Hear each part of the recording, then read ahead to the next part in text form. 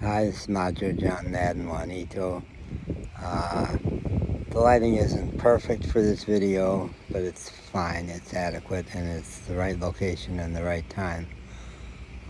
I want to make a note about paying attention to what's right under your nose that you may not be aware of, all the little gems that you just are not mindful enough to notice that they're there. About 30 years ago, I wrote a blog post called I Found a New Restroom.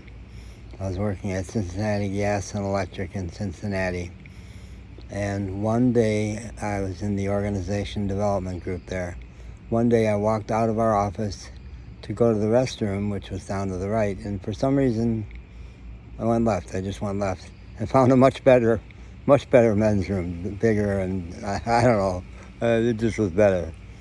So I wrote that up as like these hidden gems that you just are, because of habit, because of not paying attention, you don't know that they're there. And so that's always oriented me towards, I've had a few more examples. I've had like hundreds of examples of noticing something that was right on my nose. So I want to mention one that just happened right now.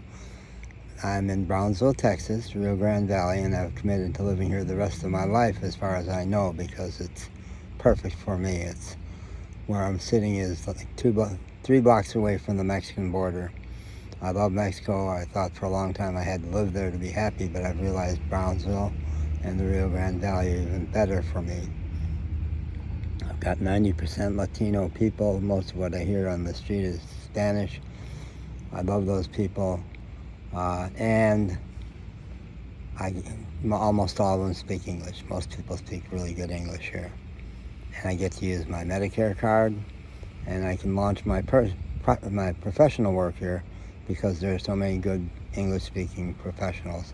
And I've spent a lot of time in hospitals lately, and my background is psychology and personal growth, and I want to offer a course on what I call healing for healers, how to be a high-impact person in your healing work, and how to take really good care of yourself while you do that. I have for the last 2 weeks lived downtown here in an apartment about 2 blocks behind me on the other side of the bus station, which is right behind me. And I walk over here. This street has a row of benches. It's great to sit on various times of the day. And I've had several visits with the Brownsville Tourist and Business and Convention Center, which has a new home. I was here 3 years ago for 9 months, and they were in a much less gorgeous home, but right now they're right across the street there. Visit BTX, Brownsville, Texas.